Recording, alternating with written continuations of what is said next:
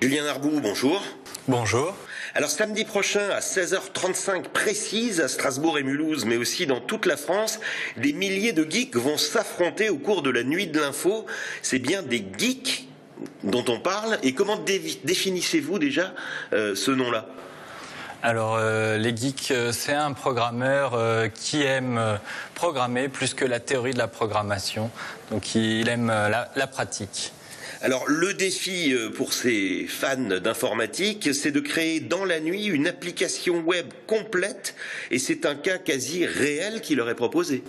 Ah oui, les années précédentes, les défis qui leur étaient proposés étaient vraiment de grande ampleur. Il fallait par exemple faire un site web d'échange de cadeaux de Noël ou des choses de ce genre.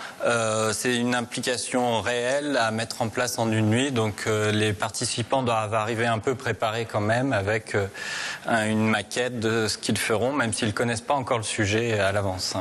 Vous allez fâcher quelques boîtes informatiques de la région si vous arrivez à prouver qu'on peut faire un site web en une nuit alors qu'eux le vendent très très cher.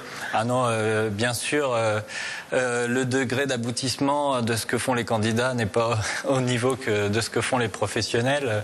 Il s'agit de relever des défis particuliers, par exemple de rendre le site le plus accessible possible aux handicapés ou d'avoir l'équipe la plus mixte. Il peut y avoir différents types de défis, de faire aussi de la communication sur les réseaux sociaux. Il peut y avoir plein de défis autour du site web proprement dit. On ne fait pas que le site web. Alors, miracle de la technologie, vous l'avez souligné, les équipes peuvent comprendre des étudiants des quatre coins de la France. Vous l'encouragez même, cette mixité sur le territoire? Oui, donc on encourage la mixité sur le territoire, à faire des équipes entre différents sites. À Strasbourg, on a aussi encouragé les équipes à faire des équipes entre différentes écoles, universités, IUT, écoles d'ingénieurs. Des étudiants qui font de l'infographie ou de l'informatique ou de la communication se mettent ensemble pour relever ce beau défi de la nuit de l'info. Alors c'est pas la première édition, est-ce qu'avec les progrès de la technologie, vous voyez des résultats meilleurs d'année en année ?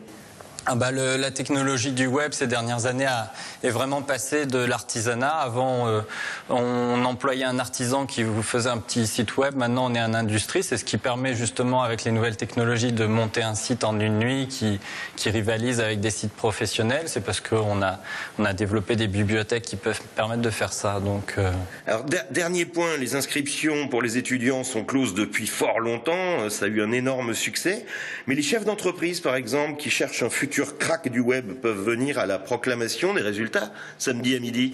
Oui, bien sûr, ils peuvent venir à la proclamation des résultats ainsi que toute la nuit s'ils veulent rencontrer les jeunes, leur donner des conseils dans une bonne ambiance festive avec des pizzas et des tartes flambées. Nous accueillons bien sûr tous les professionnels du secteur. Julien Arbou, merci. Merci.